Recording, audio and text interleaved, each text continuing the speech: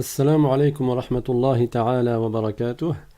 J'espère que vous allez bien. Donc on va continuer, Inch'Allah, dans l'explication de la croyance musulmane dans la suite de ce dont nous avons parlé la semaine dernière. Donc lundi dernier, on avait vu que Allah subhanahu wa ta'ala a créé les corps et qu'il n'est pas un corps. Les corps, on avait expliqué c'est quoi. Ce sont toutes les choses qui ont une longueur, une largeur, une profondeur.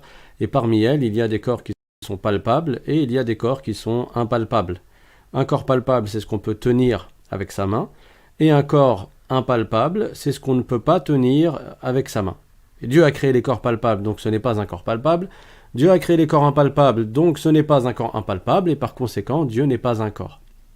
Aujourd'hui, Inch'Allah, nous allons poursuivre en expliquant que, étant donné que Dieu n'est pas un corps, il n'est pas concerné par les attributs des corps. Il n'est pas concerné par les caractéristiques des corps. Bismillahirrahmanirrahim. Alhamdulillahi rabbil alamin. Wa sallallahu wa sallama ala sayyidina Muhammadin taha al-amin. Wa ala alihi wa sahbihi at-tayyibin at-tahirin. Allahumma la sahla illa ma ja'altahu sahla. Wa anta ya hayyu ya qayyum. Taj'alu al-hazna idha shi'ta sahla. اللهم علمنا ما جهلنا وذكرنا ما نسينا وانفعنا بما علمتنا وزدنا علما. Donc, après avoir vu que Dieu n'est pas un corps, on va parler maintenant des caractéristiques des corps qu'il n'est pas permis d'attribuer à Allah subhanahu wa ta'ala. On les appelle les attributs des corps, on les appelle également les caractéristiques des corps. Et en arabe, on dit al-arad au singulier et al-a'rad au pluriel. La deuxième catégorie qu'Allah a créée, ce sont les attributs des corps. C'est les attributs des corps, les caractéristiques des corps. C'est quoi une caractéristique d'un corps? Ce sont des créatures qui n'existent que s'il y a un corps. Ça veut dire qu'elles n'existent pas indépendamment d'un corps. Comme la couleur. Une couleur n'existe pas toute seule. Une couleur, elle existe forcément avec un corps. C'est un corps qui va avoir telle ou telle couleur. Donc, les caractéristiques des corps sont intrinsèquement liées au corps. Si le corps n'existe pas, la caractéristique de corps ne va pas exister toute seule. Et on va citer plusieurs exemples de caractéristiques de corps pour bien comprendre l'unicité de Dieu, parce qu'on est bien en train d'expliquer là, parmi les noms de Dieu, le nom Al-Ahad. Et on avait vu que Al-Ahad, ça veut dire que Allah est unique, selon l'explication de certains savants, comme le nom Al-Wahid, et selon l'explication d'autres savants, Al-Ahad veut dire que Dieu est indivisible, c'est-à-dire qu'il n'est pas un corps. Et donc on ne peut pas lui attribuer les attributs des corps, les caractéristiques des corps, parce que cela impliquerait que Dieu soit un corps. Si la couleur est une caractéristique d'un corps, alors à partir du moment où tu attribues à quelqu'un la couleur ou à quelque chose une couleur, forcément c'est que cette chose-là est un corps. Pourquoi?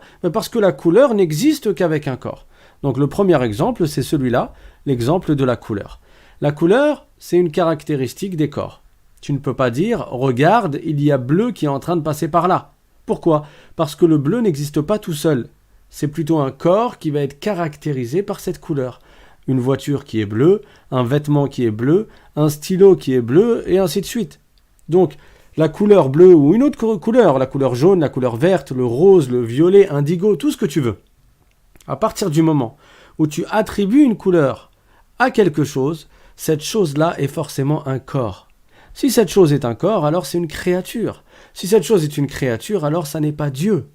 Et à l'inverse, Allah, qui est le créateur des corps, qui est le créateur des caractéristiques des corps, et qui n'en est donc pas concerné, on n'a pas le droit de dire qu'il a une couleur.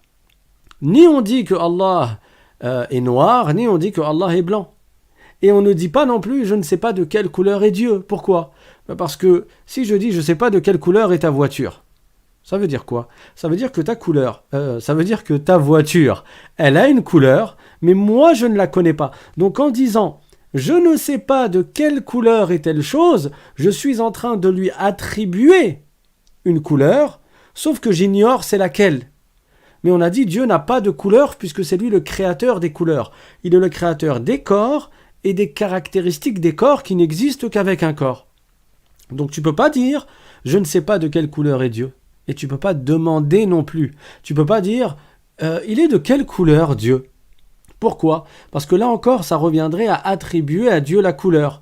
Quand tu prends une chose, quelle qu'elle soit, et tu dis, et tu demandes de quelle couleur est-elle, tu es en train d'insinuer qu'elle a une couleur que toi tu ne connais pas. Donc tu demandes à quelqu'un de quelle couleur est ta voiture, de quelle couleur est ton stylo, de quelle couleur est la table dans ton salon. Ça veut dire qu'elle a une couleur, et moi je te demande c'est laquelle. Mais Dieu n'a pas de couleur, parce que c'est le créateur des couleurs. Et Allah subhanahu wa ta'ala, on n'a pas le droit de lui attribuer les attributs des créatures. Je pense vous avoir déjà cité la parole de l'imam Abu Ja'far al-Tahawi, radiyallahu anhu, qui était un grand savant du Salaf, qui était né en l'an 227 de l'Hégire et il est décédé en l'an 321 de l'Hégire. Donc il fait vraiment partie des 3 premiers siècles de l'Hégire. Il a dit dans son traité, dans une épître qu'il a écrite sur la croyance et qui est très connue dans le monde musulman, il a dit وَمَنْ وَصَفَ اللَّهَ بِمَعْنًا مِنْ مَعَانِ الْبَشَرِ فَقَدْ كَفَرَ. C'est-à-dire que celui qui attribue à Dieu un des sens des humains, une des caractéristiques humaines, alors celui-là aura mécru. Pourquoi ? Parce qu'il aura associé Dieu à ses créatures. Et c'est ça le shirk. Le shirk, c'est quoi ? Le shirk, ça revient soit à adorer autre que Dieu, comme faisaient les associateurs à l'époque du prophète Mohammed sallallahu alayhi wa sallam dans la tribu de Quraysh. Comme je vous avais dit, il y avait 360 statues autour de la Kaaba et les gens étaient là à adorer des statues. Donc ils associaient Dieu à ses créatures. Or l'islam consiste à adorer Dieu uniquement et à ne rien lui associer. Donc le shirk, c'est quoi ? Soit c'est le fait d'adorer autre que Dieu, soit c'est également le fait d'attribuer à Dieu les attributs des créatures. Assimiler Dieu à ses créatures. Attribuer à Dieu les caractéristiques des créatures. Et voilà pourquoi il est très important de ne pas attribuer à Allah Ta'ala la couleur. On ne dit pas qu'il est blanc, on ne dit pas qu'il est noir, on ne dit pas qu'il est vert, jaune, bleu, rouge ou ce que tu veux, et on ne dit pas je ne sais pas de quelle couleur est Dieu. Et on ne demande pas de quelle couleur est Dieu. Qu'est-ce qu'on dit ? On dit que Dieu a créé les couleurs, il n'est donc pas concerné par la couleur. Allah Ta'ala est éternel. Il n'a pas de début à son existence et il n'a pas de fin à son existence. Il existe de toute éternité. Et donc il existe avant la couleur puisque c'est lui le créateur des couleurs et c'est lui le créateur de toutes choses. Avant d'avoir créé le noir, on ne dit pas que Dieu était noir. Avant d'avoir créé le blanc, on ne dit pas que Dieu était blanc. Avant d'avoir créé toutes les couleurs, on ne dit pas que Dieu avait une couleur puisque les couleurs n'étaient pas encore créées. De la même manière, après que Dieu a créé toutes ces couleurs, Allah Ta'ala ne change pas et donc on ne lui attribue pas la couleur qui fait partie des caractéristiques corporelles, des caractéristiques des corps, des créatures, des humains. Allah n'est pas un corps, donc il n'est pas concerné par les caractéristiques des corps. Il n'est pas concerné par la couleur. On ne dit pas que Dieu est noir, on ne dit pas que Dieu est blanc, on ne dit pas je ne sais pas de quelle couleur est Dieu, car cela voudrait dire que Dieu aurait une couleur que nous ne connaissons pas. Et on ne demande pas de quelle couleur est Dieu, car là encore, cela impliquerait que Dieu a une couleur, mais on dit tout simplement que Dieu est le créateur des couleurs, il n'a pas de couleur. Donc vous voyez, c'est quelque chose de très simple, qui peut être compris par n'importe qui, même un enfant de 7 ans est capable de concevoir et de comprendre cela. Et il ne faut pas essayer de s'imaginer Dieu. Parce que, comme je vous dis depuis le début, connaître Allah ne consiste pas à vouloir atteindre sa réalité. Parce que la réalité de Dieu, on ne peut pas l'atteindre. Dieu est celui qui ne ressemble pas à ce qu'il y a dans nos imaginations. Donc nos imaginations ne peuvent pas le circonscrire. Tout ce que tu vas t'imaginer, c'est différent de Dieu et ça ne ressemble pas à Dieu. Comme Dieu dit dans le Coran, وَلَمْ يَكُنْ لَهُ كُفُوًا أَحَدٌ, c'est-à-dire que Allah n'a pas d'équivalent et il n'a pas de semblable. Et dans un autre verset, Allah Ta'ala dit لَيْسَ كَمِثْلِهِ شَيْءٍ, c'est-à-dire que Dieu n'a absolument aucune ressemblance avec ses créatures, d'aucune manière que ce soit. Donc Dieu n'a pas de couleur parce que la couleur fait partie des caractéristiques des créatures, tout simplement. Parmi les caractéristiques des corps, il y a également le contact et la séparation. Donc le contact, c'est quand deux corps se touchent. Si tu prends tes deux mains et tu les mets en contact, elles se touchent, on dit qu'elles sont en contact. Et si tu sépares chacune des deux mains de l'autre, alors il va y avoir une séparation entre tes deux mains. Tes deux mains seront séparées. Et tes mains sont des corps. Tu vois bien qu'elles ont une longueur, une largeur, une profondeur, une forme, une apparence, un aspect, un volume, une épaisseur, etc. Une couleur, etc. Donc tes mains sont des corps. Soit tu vas les mettre en contact, soit tu vas les séparer l'une de l'autre. Donc on voit bien que le contact et la séparation font partie des caractéristiques des corps. Et qui a créé les corps? C'est Allah. Donc Allah n'est pas un corps et il n'est pas concerné par les caractéristiques des corps, il n'est pas concerné par le contact et la séparation. Et là, il ne faut pas réfléchir de travers en disant « Mais attends, si Dieu n'est pas en contact avec quelque chose, ça veut dire que forcément il est séparé. » Ou bien, si Dieu n'est pas séparé d'une chose, ça veut dire qu'il est forcément en contact avec elle. Non, parce que le contact et la séparation sont propres au corps, et Dieu n'est pas un corps. Je vous avais donné l'exemple également d'une pierre. Pour rapprocher les idées, une pierre, on ne dit pas qu'elle est méchante. Mais le fait de dire, de refuser d'attribuer la méchanceté à une pierre ne veut pas dire qu'on est en train de lui attribuer la gentillesse. Ni la gentillesse, ni la méchanceté ne sont concernés par la pierre ou ne concernent la pierre.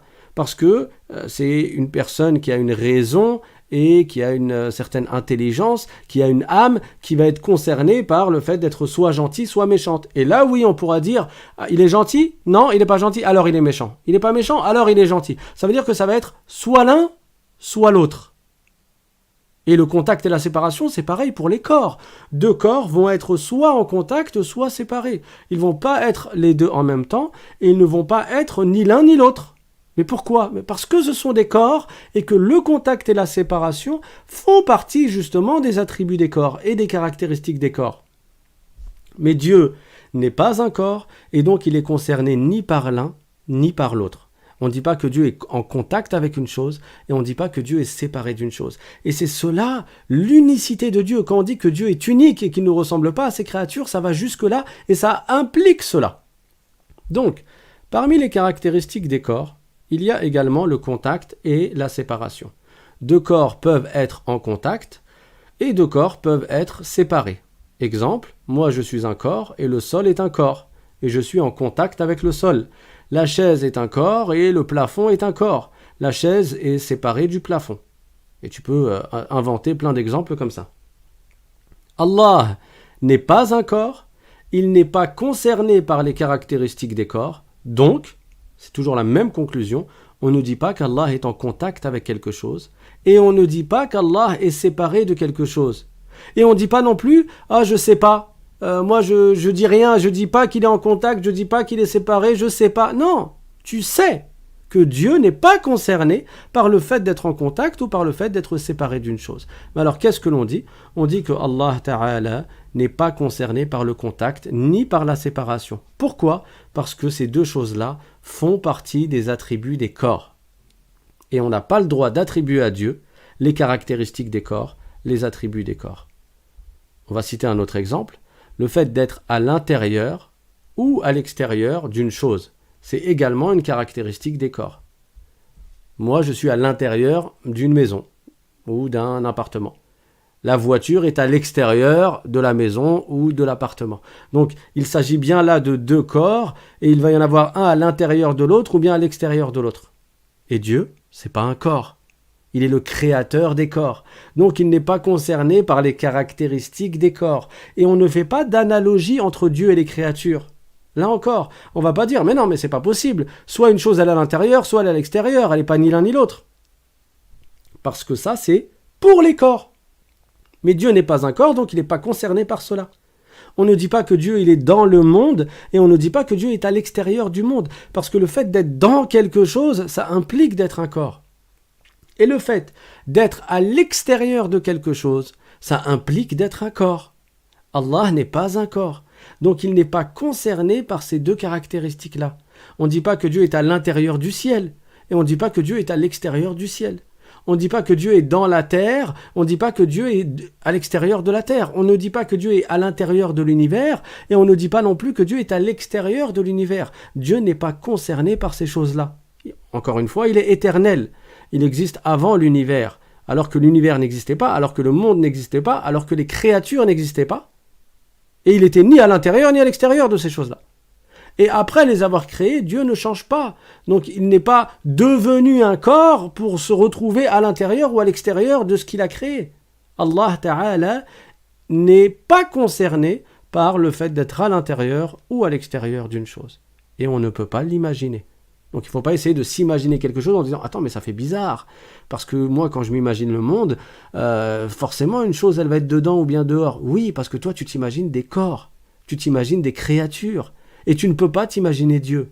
Les savants, comme l'imam Ahmad ibn Hanbal, radiyallahu anhu, ils ont dit « Mahma tasawwarta bibalik, fallahu bi khilafi dhalik. » C'est-à-dire, quoi que tu puisses t'imaginer, Allah est différent de cela. Tout ce que tu t'imagines, tout ce qui te traverse l'esprit ne ressemble pas à Dieu et Dieu ne lui ressemble pas. Alors, parmi les caractéristiques des corps, il y a aussi le fait d'être à l'intérieur ou à l'extérieur d'une chose. La table est un corps, elle est à l'intérieur du salon. La voiture est un corps, elle est à l'extérieur de la maison. Allah n'est pas un corps, il n'est donc pas concerné par le fait d'être à l'intérieur d'une chose, ni à l'extérieur d'une chose. On ne dit pas qu'il est à l'intérieur de ce monde, et on ne dit pas qu'il est à l'extérieur de ce monde. On ne dit pas qu'il est dans le ciel ou à l'extérieur du ciel. Allah n'est pas concerné par cela. Subhanahu wa ta'ala. Il est unique. Il est unique, il ne ressemble pas à ses créatures. Il est Al-Wahidul Ahad. Vous vous rappelez l'histoire de Bilal al-Habashi radiyallahu anhu, qui était un grand compagnon du prophète sallallahu alayhi wa sallam, dans les débuts de la révélation, quand le prophète sallallahu alayhi wa sallam avait commencé à appeler à l'islam, il y a très peu de gens qui ont cru en lui. Et parmi ces gens qui ont cru en lui, il y avait Bilal. C'était un esclave, et son maître, quand il a su que Bilal était entré en islam, il s'est mis à le torturer. Il lui disait de ne plus croire au prophète Mohammed sallallahu alayhi wa sallam et de ne plus croire en l'unicité de Dieu. Et donc il lui demandait, il lui ordonnait même, de faire l'éloge de leurs idoles, de dire Wallati wal-Uzza. Wallati wal-Uzza, c'était une manière de jurer par Allat et Al-Uzza, qui étaient des idoles que les associateurs de Quraysh adoraient. Donc le maître de Bilal al-Habashi, il le torturait, il le frappait, il l'allongeait au sol sous la chaleur du soleil, et je parle de la Mecque, c'était à la Mecque, donc quand le soleil frappait, il faisait extrêmement chaud, et le sol était brûlant. Rappelez-vous, pour ceux d'entre vous qui allaient au bled quand vous étiez petit, à la plage en été, quand tu vas sur le sable, tu cours en claquette pour arriver jusqu'à l'eau tellement le sable est chaud, parce qu'il est brûlant. Et tu veux te rafraîchir les pieds, et donc tu te précipites, parce que tu ne peux pas tenir à même le sable, tellement il était réchauffé par la chaleur du soleil. Et pourtant, là je parle par exemple des pays du Maghreb. Que dire de la Mecque qui est en Arabie, qui est sur la zone équatoriale, et dans cette zone-là il fait extrêmement chaud en été. Donc sous cette chaleur, Bilal al-Habashi était allongé au sol, donc sous la chaleur, et en plus on lui mettait un rocher sur le corps pour qu'il dise des paroles obscènes, pour qu'il insulte le prophète Mohammed sallallahu alayhi wa sallam, et pour qu'il fasse l'éloge de leurs idoles. Et qu'est-ce que Bilal répondait? Il disait Ahadun Ahad. Ahadun Ahad. Dieu est unique, Dieu est unique. C'est-à-dire que Allah Ta'ala a pour attribut al-Wahdaniyya, l'unicité. Et l'unicité de Dieu implique que Dieu n'ait absolument aucune ressemblance, aucune similitude avec ses créatures d'aucune manière que ce soit. Si Dieu était à l'intérieur de ce monde, il aurait été une créature comme nous. Si Dieu avait été à l'extérieur de ce monde, il aurait été donc concerné par le fait d'être à l'extérieur d'une chose, et ça aurait été un corps. Et les corps sont des créatures, donc Dieu aurait alors été une créature. Dieu, c'est le créateur, c'est pas une créature. C'est le créateur des corps, ce n'est pas un corps. Et donc il n'est pas concerné par les choses qui sont entrées en existence par l'entrée en existence des corps, comme le fait d'être à l'intérieur ou à l'extérieur d'une chose. Allah, il est Ahad. Parmi les caractéristiques des corps, il y a aussi le mouvement et l'immobilité.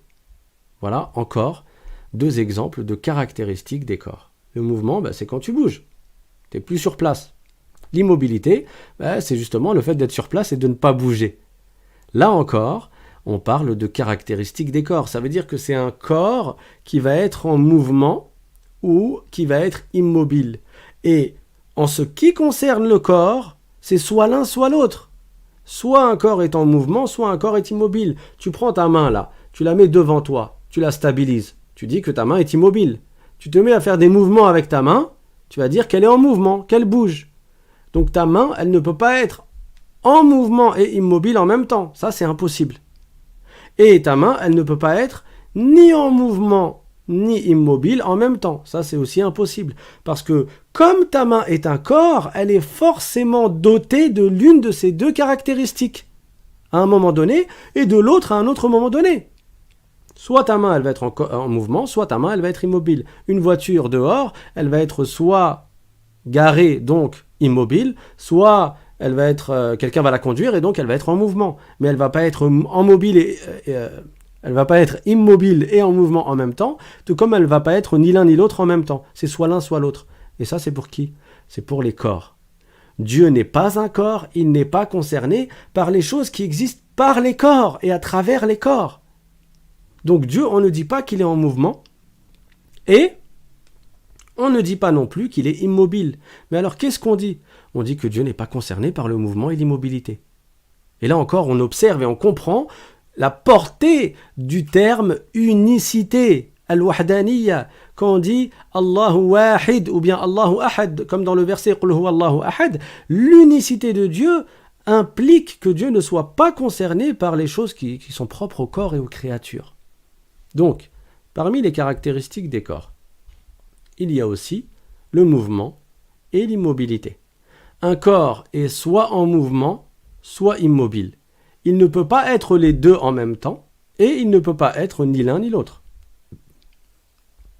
Certains corps sont toujours en mouvement, comme les étoiles.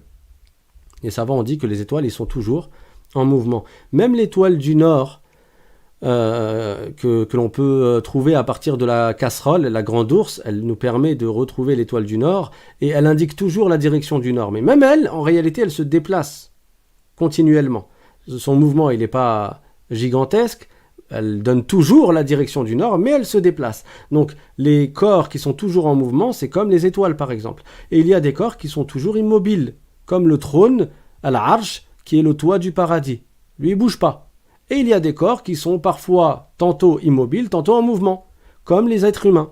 Nous, des fois, on est en mouvement, et des fois, on ne bouge pas, et quand une personne, elle décède, ben là, elle bouge plus du tout. Donc, le fait d'être en mouvement ou d'être immobile, c'est propre au corps. Allah Ta'ala n'est pas un corps, donc il n'est pas concerné par les attributs des corps, parmi lesquels il y a les mouvements et l'immobilité. On n'attribue pas à Dieu le mouvement. On ne dit pas que Dieu il est en mouvement. Et on ne dit pas que Dieu est immobile. Et même quand on dit que Dieu n'est pas concerné par le mouvement, ça ne veut pas dire que Dieu est immobile. Et qu'on va imaginer Dieu comme étant un corps quelque part, qui ne bouge pas. Non. Parce que le fait d'être quelque part immobile, c'est propre au corps également. On ne dit pas que Dieu est immobile. Et on ne dit pas que Dieu est en mouvement. On ne dit pas qu'Allah bouge puis s'arrête de bouger.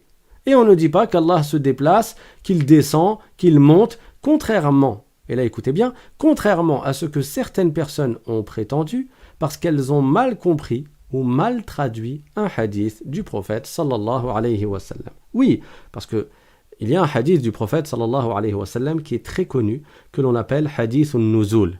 C'est un hadith qui est authentique, qui a été rapporté par Al-Bukhari, il est sahih, donc c'est une vraie parole du prophète sallallahu alayhi wa sallam, qu'il a dite en arabe.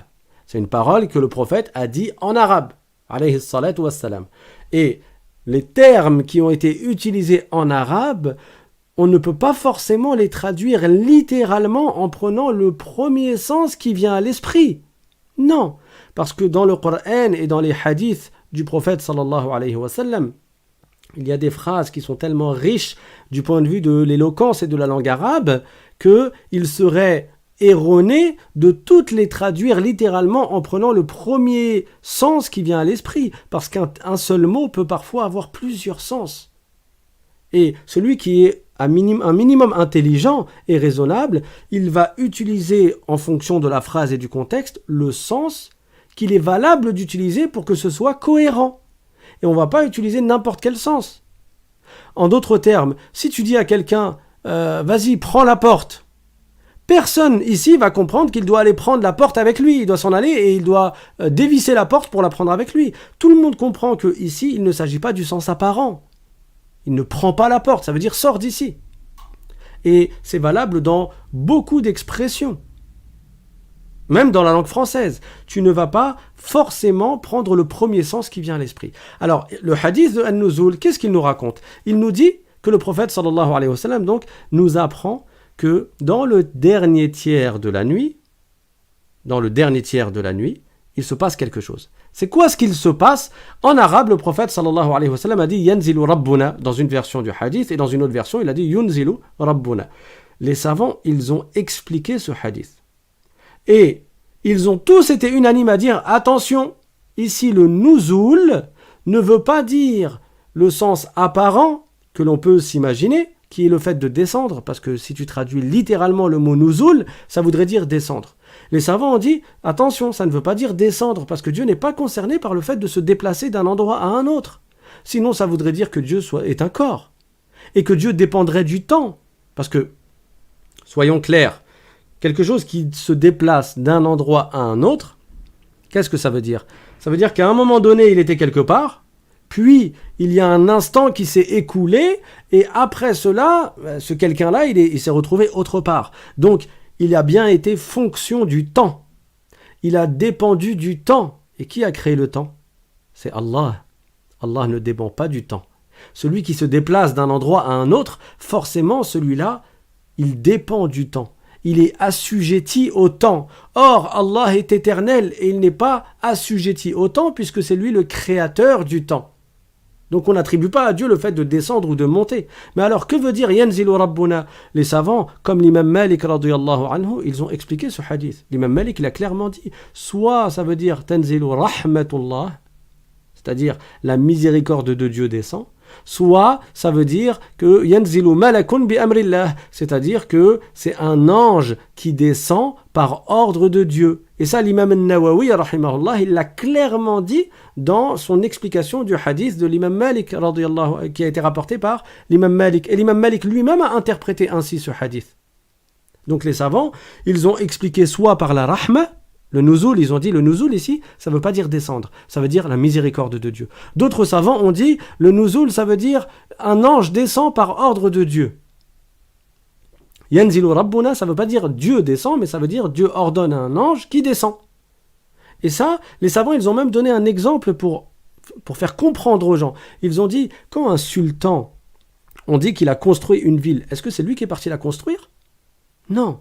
Le sultan, lui, il bouge pas, il est dans son palais et il donne les ordres. Donc quand on dit que le sultan a construit la ville, ça veut dire qu'il a ordonné à des gens et ces gens-là ont construit la ville par ordre du sultan. Et quand tu dis que tel gouverneur ou tel président a envahi tel pays, lui, il n'a rien envahi du tout, il est resté dans sa maison, qu'elle soit blanche ou autre, il est resté dans son... là où il habite. Mais il a ordonné à son armée d'aller faire cela, d'aller envahir. Et donc on lui attribue cet acte. De la même manière, dans ce hadith, quand on dit « Yanzilu Rabbuna », l'acte a été attribué à Dieu parce que c'est lui qui a ordonné cela à un ange qui descend dans le dernier tiers de la nuit et qui dit aux gens, de la part de Dieu, que celui qui invoque Allah, Allah lui exauce, celui qui demande pardon à Allah, Allah lui pardonne, etc. Donc, on n'attribue pas à Dieu le fait de se déplacer, le fait de descendre et de monter. Et ça, c'est une erreur qui malheureusement se trouve dans certains livres et qui ont mal été traduits. Et il y a d'autres savants. Donc on a dit, il y a des savants, ils ont dit « Yanzilu Rabbuna », ça veut dire Dieu, il ordonne à un ange de descendre. Il y a d'autres savants, ils ont dit, ça veut dire « Tanzilu Rahmatullah », la miséricorde de Dieu descend dans le dernier tiers de la nuit. Et ça, vous pouvez le trouver dans les livres des savants, allez voir les livres de l'imam An-Nawawi, rahimahullah, allez voir les livres de l'imam Malik, Sahib al-Muwatta, etc., etc. Ils sont très nombreux, les savants, à avoir parlé de cela et à avoir expliqué ce hadith. Il y a une catégorie de savants qui ont dit « Écoutez, moi, je ne rentre pas dedans ». Ça ne veut pas dire que j'attribue à Dieu le fait de descendre, non. Je sais que Dieu, il ne descend pas parce que c'est un attribut qui est propre aux créatures, mais ça veut dire simplement que je ne cherche pas à trouver quel est le sens exact du mot nuzul. Je le garde en arabe, comme le prophète l'a dit en arabe, et je ne cherche pas plus. tout en exemptant Allah des attributs des créatures et donc du fait de descendre et de monter. Donc, s'il y a bien une chose qui fait l'objet du consensus des savants de l'islam et des musulmans, c'est que Dieu n'est pas concerné par le fait de descendre et de monter. On ne dit pas que Dieu, c'est un corps qui est tout en haut et qui va descendre dans le dernier tiers de la nuit et il va remonter juste après, et la nuit d'après, il va redescendre, et la nuit d'après, il va remonter, etc. Ça n'a pas de sens. Qui plus est, si on réfléchit correctement, le dernier tiers de la nuit, il est différent en fonction de la région où tu es. N'est-ce pas ? Le dernier tiers de la nuit en Australie n'est pas le même que le dernier tiers de la nuit en Égypte, qui n'est pas le même que le dernier tiers de la nuit à Paris, qui n'est pas le même que le dernier tiers de la nuit à Toronto, au Canada, ou à Miami, ou je ne sais où. Donc ça voudrait dire quoi ? Si on prenait ce hadith selon son sens apparent, et si on attribuait à Dieu le fait de descendre véritablement, d'une descente véritable, comme si c'était un corps, dans le dernier tiers de la nuit, ça voudrait dire alors que, étant donné que à chaque instant dans le monde il y a un dernier tiers de la nuit quelque part, ça voudrait dire que Dieu il monte, il descend, il monte, il descend, il monte, il descend, il monte, il descend, il monte, il descend. Ça, c'est pas la croyance des musulmans qui croient en l'unicité de Dieu et que Dieu ne ressemble pas à ses créatures. Donc, Allah Ta'ala n'est pas concerné ni par le mouvement, ni par l'immobilité. C'est ça la croyance de tous les musulmans. Tous les musulmans. Parce que croire que Dieu est un corps qui descendrait ou qui monterait, cela reviendrait justement à attribuer à Dieu des semblables et des associés, à attribuer à Dieu le fait d'être dépendant de sa création, c'est-à-dire du temps. Et ça, si c'est pas du shirk, c'est quoi ? Ça, c'est du shirk. Donc, on ne dit pas que Allah se déplace, on ne dit pas que Dieu descend ou qu'il monte, contrairement à ce que certaines personnes ont prétendu, parce qu'elles ont mal compris ou mal traduit un hadith du prophète sallallahu alayhi wa sallam. Également, parmi les caractéristiques des corps, donc qui sont propres au corps et qu'on n'attribue pas à Dieu, il y a le fait d'être dans une direction, c'est-à-dire le haut, le bas, la droite, la gauche, devant ou derrière. Les directions, ce sont également des créatures. Donc, parmi les caractéristiques des corps, il y a également le fait d'être dans une direction. Le plafond est au-dessus de moi, n'est-ce pas ? Le plafond, c'est un corps et moi, je suis un corps. Le mur est derrière moi. Le mur, c'est un corps et moi, je suis un corps. Telle chose est à ma droite, telle autre chose est à ma gauche. Le sous-sol, il va être en dessous de moi, et ainsi de suite. Donc, tu peux prendre des exemples autour de toi. Hein. Tu vois bien que ce sont des corps qui sont concernés par les directions. Par le fait d'être l'un au-dessus de l'autre, ou bien en dessous, ou bien à droite, ou bien à gauche, ou bien devant, ou bien derrière, ou bien en diagonale. Après, tu peux faire ce que tu veux dans ton imagination. Mais ces directions-là, ce sont des créatures de Dieu. Pourquoi ? Parce que Dieu dit dans le Coran, « Wa khalaqa kulla shay », c'est-à-dire Dieu a créé toute chose. Dans un autre verset, Dieu dit, subhanahu wa ta'ala, Hal min khaliqin ghayrullah. Ça veut dire, et y aurait-il un créateur autre que Dieu ? Cette question rhétorique n'implique qu'une seule réponse, qui est non, il n'y a pas d'autre créateur que Dieu. Dans un autre verset du Coran, Qulillahu khaliqu kulli shay, c'est-à-dire dit, Dieu est le créateur de toute chose. Donc, tout ce qui est autre que Dieu est une créature. Les endroits, les directions, est-ce que c'est Dieu ? Non, c'est autre que Dieu. Donc ce sont des créatures de Dieu. C'est Allah qui les a créées. Allah a créé les directions. Il existe avant les directions. Sans qu'il y ait de direction. Sans qu'il n'y ait de direction. Après avoir créé les directions, Dieu ne change pas. Donc il existe toujours sans direction. Voilà. C'est ça, croire en l'unicité de Dieu. Donc, Allah n'est pas un corps.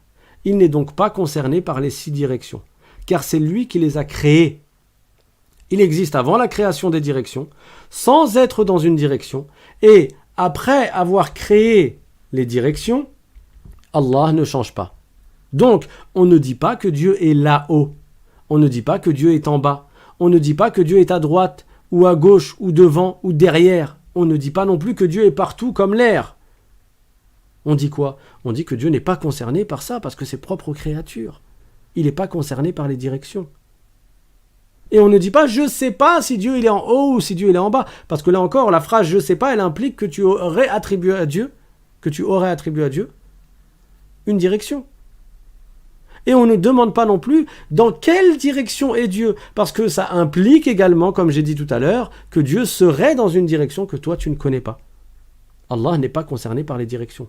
Croire que Dieu est dans le ciel ou que Dieu est là-haut, ça c'est la croyance des associateurs, des mushrikoun, c'est la croyance des gens du livre qui n'ont pas cru en l'enseignement du prophète Mohammed sallallahu alayhi wa sallam, qui est le même que celui des prophètes qui l'ont précédé, car tous les prophètes avaient la même croyance.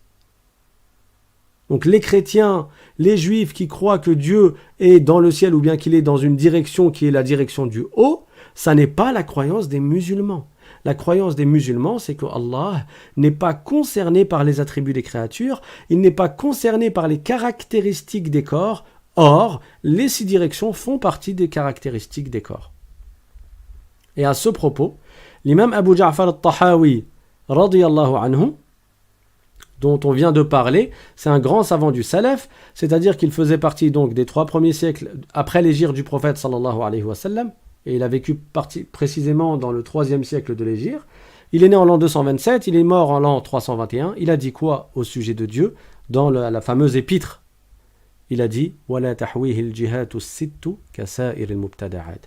Ça c'est une phrase claire. Et il faut savoir que l'imam Abu Ja'far al-Tahawi, rahimahullah, c'est un savant qui fait l'objet du consensus auprès des autres savants. C'est-à-dire que personne parmi les savants de l'islam n'a dit « Non, mais Abu Ja'far al-Tahawi, c'est un égaré, il a dévié, il n'a pas suivi les savants du Salaf. » Mais lui-même, c'est un savant du Salaf.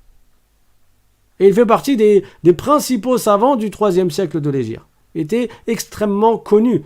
D'ailleurs, son livre Al-Aqidah al-Tahawiyya, elle s'enseigne jusqu'à nos jours et beaucoup de savants ont commenté, ont fait des explications, des commentaires de son livre, tellement c'était une référence. Et c'est toujours une référence.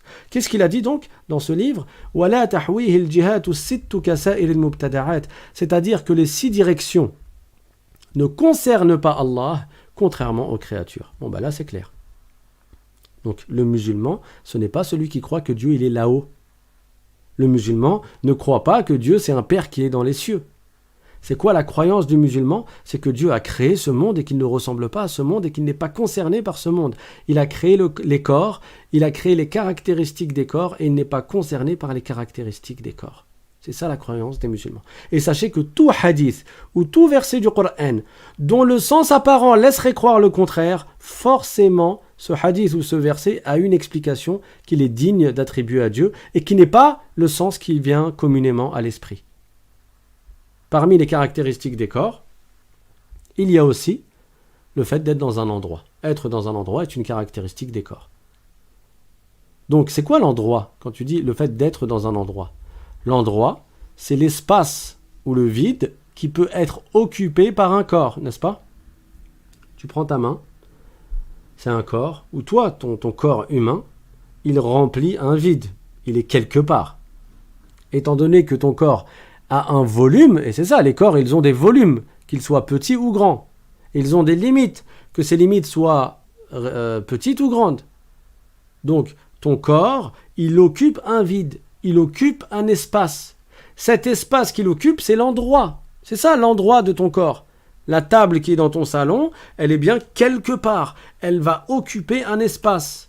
Cet espace-là qu'elle occupe, c'est quoi? C'est l'endroit où est la table. Donc, c'est quoi la définition de l'endroit? C'est l'espace ou le vide qui peut être occupé par un corps. Soit il est occupé par un corps, soit il n'y a rien dessus, soit il n'y a rien dedans. Donc, ce qui occupe un espace, ce qui est dans un endroit, c'est un corps qui a un volume, qui a une quantité. Tu prends ton stylo ou l'ordinateur qui est devant toi ou le téléphone qui est dans ta main, c'est bien un corps qui a un volume, qui a une certaine quantité, qui a des limites, longueur, largeur, profondeur. En général, les portables, ils sont rectangulaires. Il occupe un vide, il est dans un endroit. Donc l'endroit est rempli par quoi? Il est rempli par un volume. Il est rempli par quelque chose qui a une quantité. Or, Allah Ta'ala dit dans le Coran وَكُلُّ شَيْءٍ عِنْدَهُ بِمِقْدَارٍ. C'est-à-dire, toute chose, Allah Ta'ala l'a créée avec une quantité. Allah a créé les corps et il leur a accordé une quantité. Dieu, qui est le créateur des corps, il n'a pas de quantité.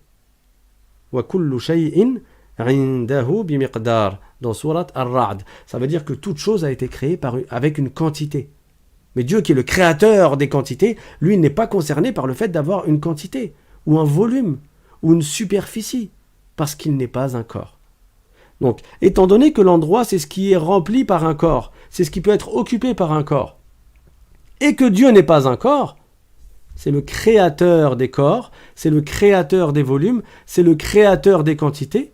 Donc il n'est pas un corps, il n'est pas un volume, il n'a pas de quantité, il n'est pas concerné par la quantité. Donc Dieu n'est pas dans un endroit. Parce que, raisonnement par l'absurde, si Dieu était dans un endroit, alors il aurait été un corps ayant un volume et une quantité. Ce qui est impossible, comme nous venons de le démontrer. Car si Dieu était un corps ayant une quantité et ayant un volume, alors il aurait été une créature. Mais c'est le créateur, c'est pas une créature. Et là encore, tout cela est compris du verset du Coran « Walam yakul lahu kufuwan ahad » Dieu n'a pas d'équivalent, Dieu n'a pas de semblable. Donc, la croyance des musulmans, c'est que Allah est celui qui a créé les endroits. Avant d'avoir créé les endroits, Dieu existe sans endroit, et après avoir créé les endroits, Dieu ne change pas, il existe toujours sans endroit. Les endroits sont des créatures de Dieu. Et si on veut revenir sur le hadith de An-Nuzul dont j'ai parlé tout à l'heure, le fait de prétendre que Dieu serait en haut et qu'il descend dans le dernier tiers de la nuit et qu'il remonte, ça veut dire quoi également? Ça veut dire que Dieu était dans un endroit, puis qu'il a vidé cet endroit pour aller remplir un autre endroit, puis il a vidé cet endroit, et il est revenu dans l'endroit premier, dans l'endroit précédent, pour le remplir encore. Et ça, c'est un corps qui fait cela. C'est un corps qui remplit un endroit.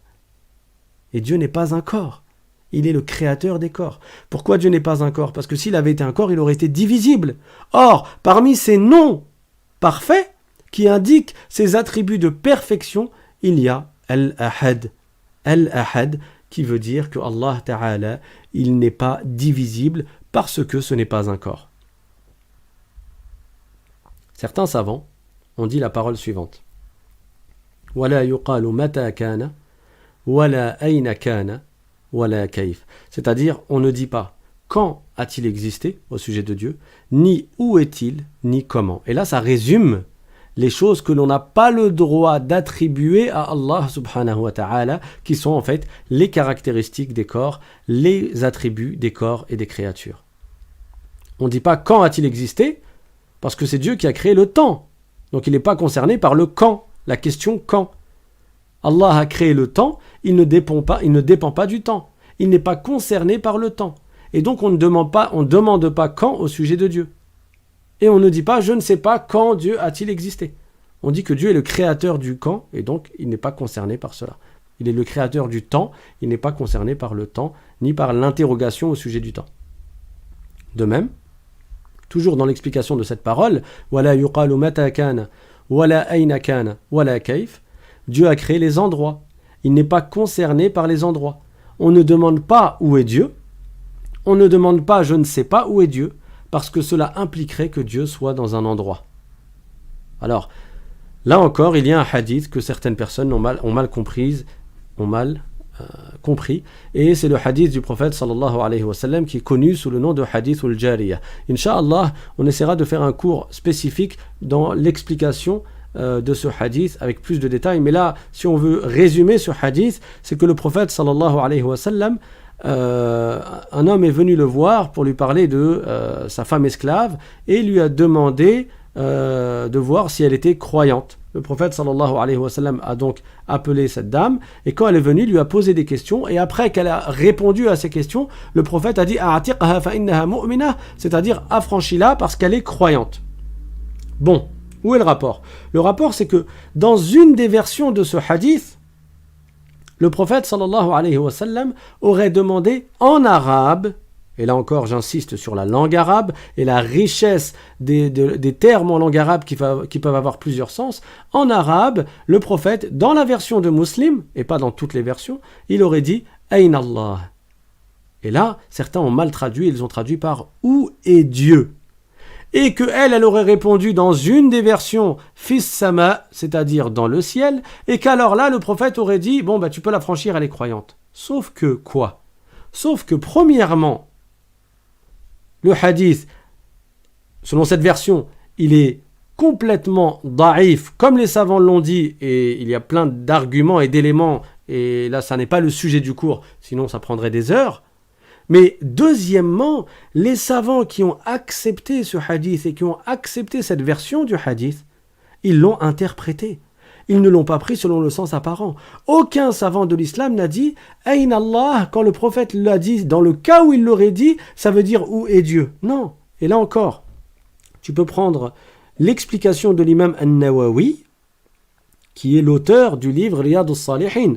On est en train d'expliquer depuis samedi dernier des hadiths que l'on tire justement de ce livre-là, Les Jardins des Vertueux, Riyad al-Salihin, de l'imam An-Nawawi, qui est un imam de renommée, et qui a fait le commentaire du Sahih de Muslim. Et l'imam An-Nawawi, dans le commentaire du Sahih de Muslim, il a précisé, lorsqu'il a expliqué ce hadith, qu'il ne s'agit pas là d'une interrogation au sujet de l'endroit. Parce que Dieu n'est pas dans un endroit. Parce que le mot « aïna » en arabe, oui, ça peut vouloir dire « où est Dieu », ça peut vouloir dire « où » dans le sens de l'endroit, mais ça peut également être une interrogation au sujet du degré que tu accordes. Par exemple, si tu dis « Aïna fulan min fulan », ça veut dire quel est le degré que tu accordes à un tel par rapport à un tel. Et il ne s'agit pas d'une question sur l'endroit. Donc les savants qui ont pris ce hadith en compte, ils ont dit que ce hadith ne veut pas dire que le prophète aurait demandé « Où est Dieu ?»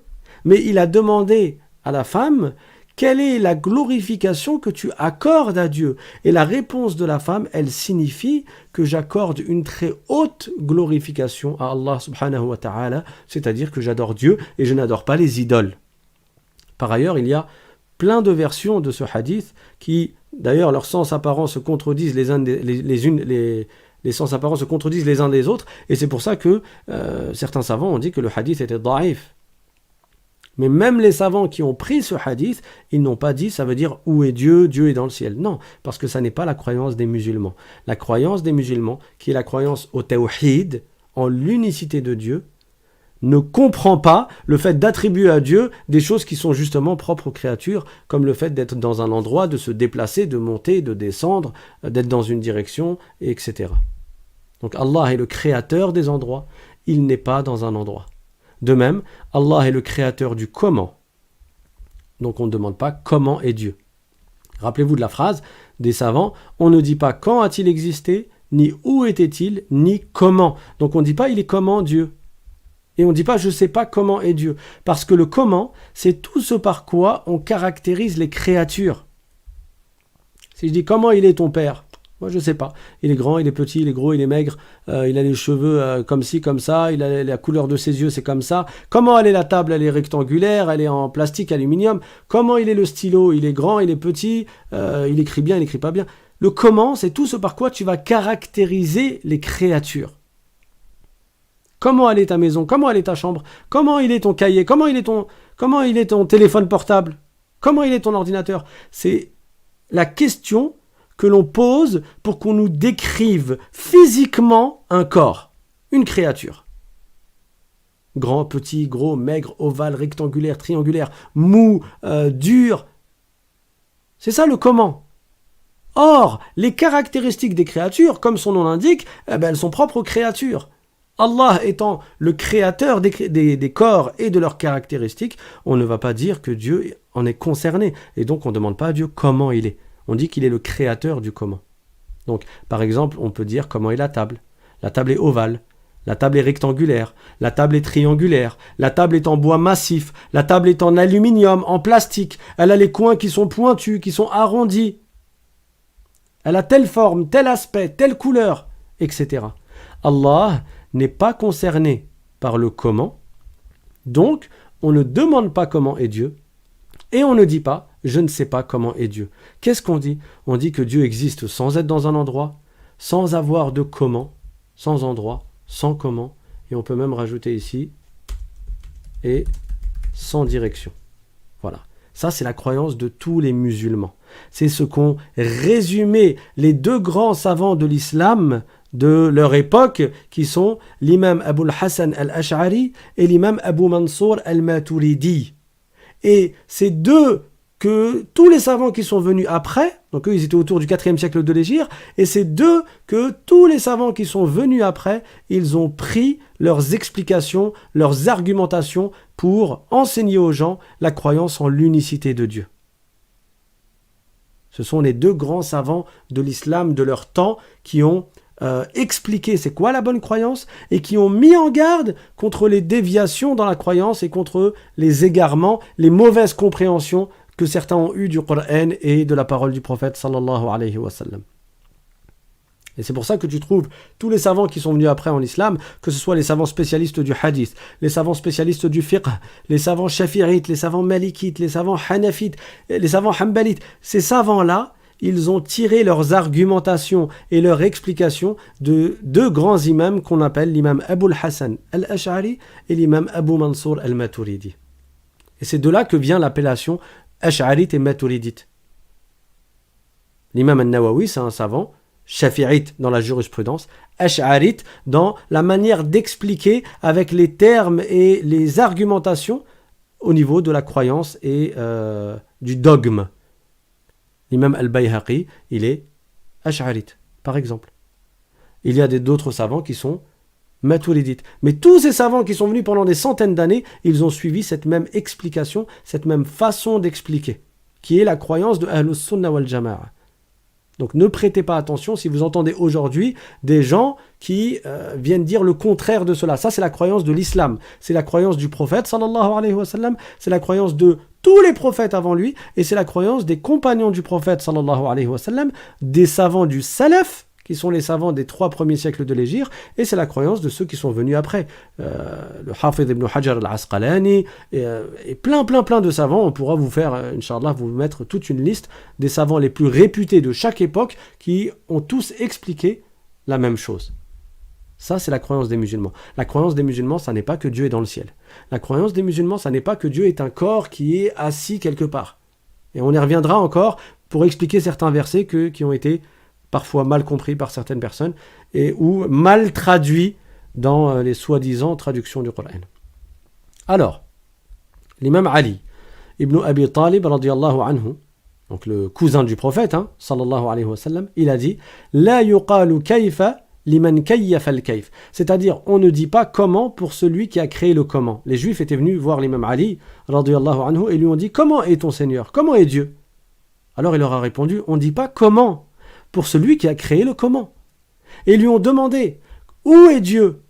Ayn Allah ?» Et il a répondu « La yuqalu ayn liman ayyan al-ayn » c'est-à-dire on ne dit pas où pour celui qui a créé les où.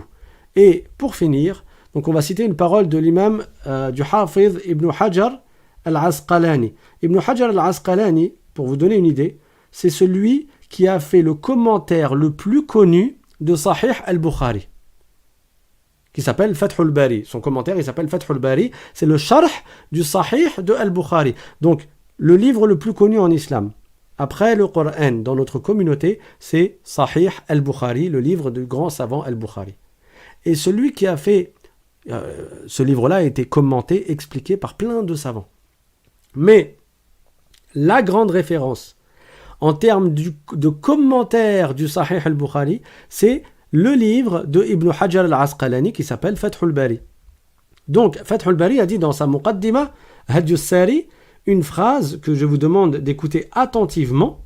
Il a dit, même si c'est dans un autre exemple, mais c'est pour vous donner la direction vers laquelle les savants ont montré le chemin.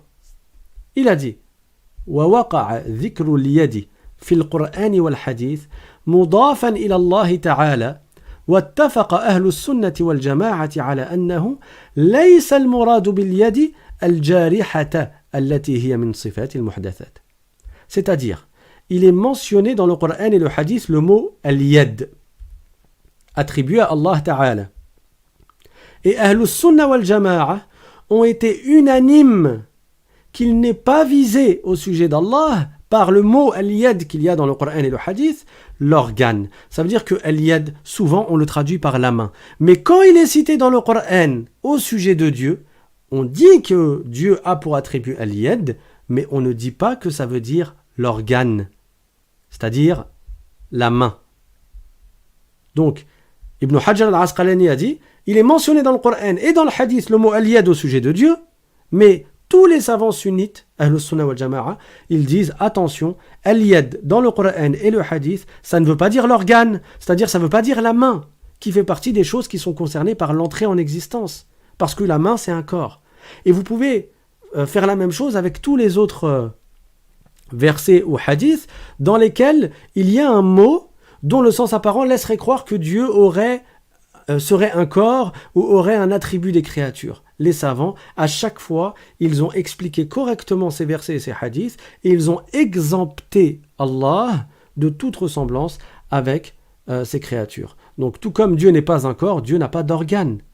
Et ça, l'imam Abu Ja'far al-Tahawi, rahimahullah, il l'a dit dans son traité.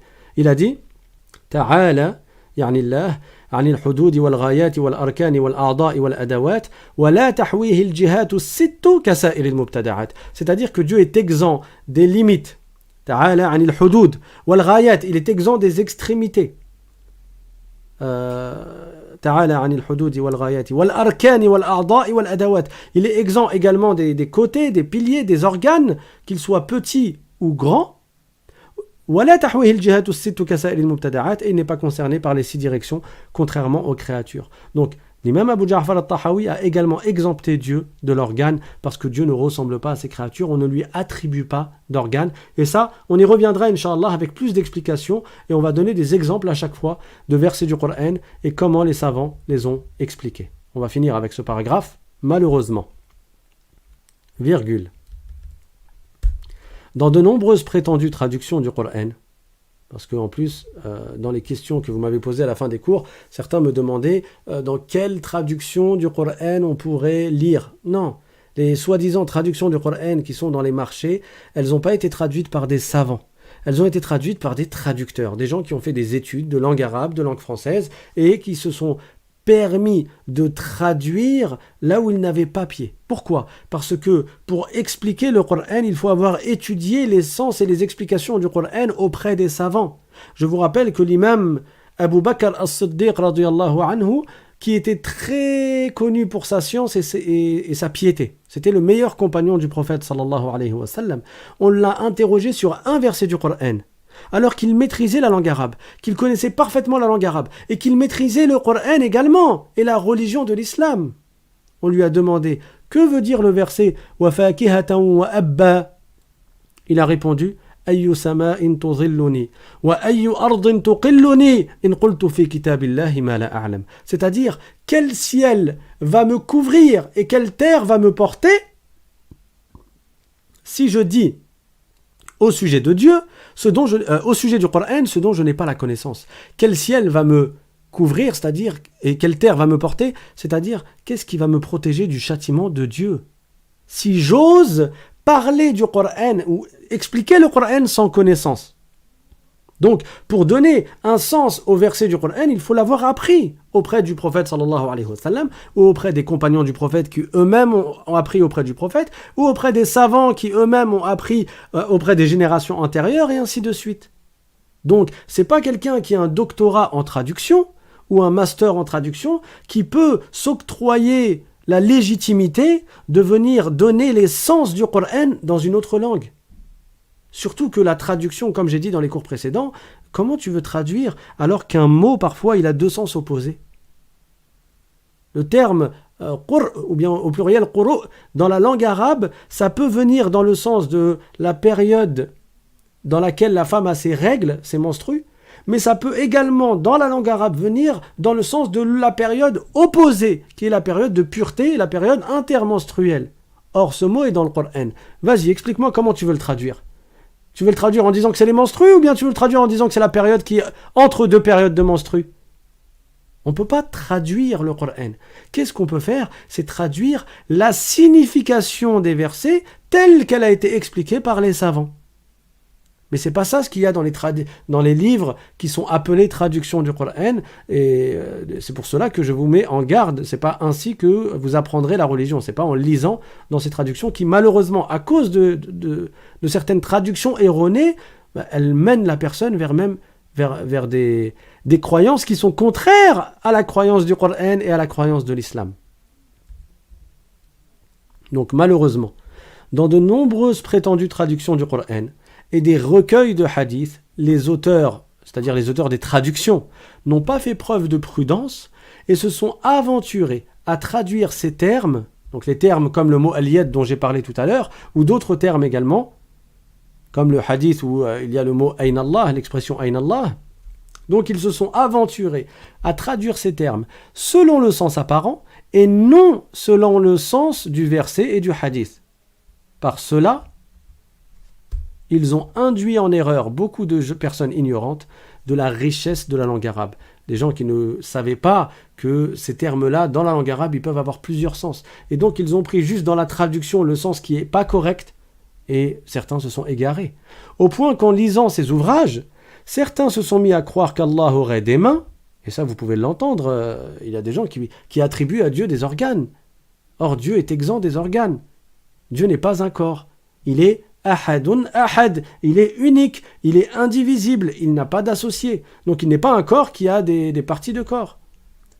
Donc certains se sont mis à croire à cause de cela qu'Allah aurait des mains, qu'Allah aurait un pied, un visage, des yeux, qu'il serait concerné par l'étonnement, par l'orgueil, le rire, la colère, l'oubli, la position assise, l'établissement, la descente, la venue, la direction, l'endroit et de nombreuses autres caractéristiques humaines. Alors si là je voulais m'arrêter à chacun des mots et expliquer avec les preuves, ça prendrait beaucoup de temps, Inch'Allah, on verra ça dans d'autres cours. Mais dans le chapitre de la croyance musulmane, donc dans les cours du lundi. Ainsi, ces gens-là pensent avoir lu le Coran, ceux qui lisent les pseudo-traductions, les soi-disant traductions, ils pensent avoir lu les hadiths du prophète, ils pensent être musulmans, alors que certains ont une croyance qui est très éloignée de l'islam à cause de leur lecture dans ces poisons-là, dans ces dangers-là, qui mènent à l'égarement et qui ne mènent pas à la vérité. Alors, soyons prudents. Soyons prudents car les livres que l'on trouve sur le marché français, je donne l'exemple du marché français parce que j'ai pu l'observer, sont dans de nombreux cas parsemés non seulement d'expressions qui nuisent à la compréhension, mais aussi et surtout d'expressions qui contredisent la croyance musulmane. Walhamdulillahi rabbil alamin, wa sallallahu wa sallam ala sayyidina Muhammadin Taha al-Amin, wa ala alihi wa sahbihi at-tayyibin at-tahirin. Donc aujourd'hui encore, j'ai un peu... je pense avoir dépassé les 45 minutes. On ne va pas faire de questions-réponses. Mais Inch'Allah, si vous avez des questions, n'hésitez pas à les poser dans le mail l'islam.simplement@gmail.com. Je m'efforcerai d'y répondre, Inch'Allah, dans la mesure du possible. Et s'il y a des questions dont la réponse pourrait profiter à tout le monde, je les reprendrai, ces questions-là, pour les expliquer, pour expliquer la réponse au début du prochain cours. Donc lundi prochain à 20h, bi'idhnillahi ta'ala. Je vous donne rendez-vous sinon jeudi pour le cours sur la purification et la prière. Donc on avait fini le chapitre de la petite ablution et le chapitre de l'istinja et on va entamer le chapitre de la grande ablution. Donc quelles sont les choses qui annulent la grande ablution et qui font qu'on doit la refaire et comment faire la grande ablution. Donc pareil, hein, comme la petite ablution, quels sont les piliers de la grande ablution, quelles sont les choses sunnah, les actes recommandés de la grande ablution. Et pour ceux qui ne sont pas au courant, on vient de rajouter un troisième cours, le cours du samedi, dans lequel on va tirer quelques hadiths du livre Riyad al-Salihin, Les Jardins des Vertueux, qui est un livre magnifique qui a été composé par l'imam An-Nawawi, le Hafiz An-Nawawi, rahimahullah, et on va en donner des explications dans des cours qui sont un peu plus généraux et qui seront alimentés, Inch'Allah, par des histoires, par des hadiths et des versets, avec des morales et des informations importantes pour que l'on apprenne notre religion et quelles sont les manières que le musulman doit avoir, quel est le comportement que le musulman doit avoir, quel est le comportement que le prophète sallallahu alayhi wa sallam a enseigné, quelles sont les choses que nous devons faire avec notre cœur en termes de bonne intention, comme la sincérité dont nous avons parlé samedi dernier, Et il y aura également des mises en garde contre certaines maladies du cœur, comme l'orgueil, comme la jalousie et d'autres, et également les comportements qui concernent nos organes d'une manière générale et ce que l'on doit faire dans notre vie. Voilà, ça sera le samedi, au moins pendant le confinement, comme vous avez demandé un 3e cours. Donc récapitulatif, un cours le lundi à 20h sur la croyance musulmane, un cours le jeudi à 20h sur la purification et la prière, comment adorer Dieu, et un cours le samedi sur des cours qui sont un peu plus généraux. Et si vous avez des questions, c'est sur le mail l'islam.simplement@gmail.com. Et si parmi vous il y en a qui ne reçoivent pas sur WhatsApp le lien des cours 15 minutes avant le cours, alors faites-nous le savoir dans le mail, par mail l'islam.simplement@gmail.com. Vous nous le dites, comme ça on vous rajoute à la liste de diffusion et à chaque fois vous serez prévenu et rappelé du cours qui commencera 15 minutes après à 20h incha'Allah. Barakallahu fikum. Walhamdulillahi awwalan wa akhira. Wassalamu alaykum wa rahmatullahi ta'ala wa barakatuh.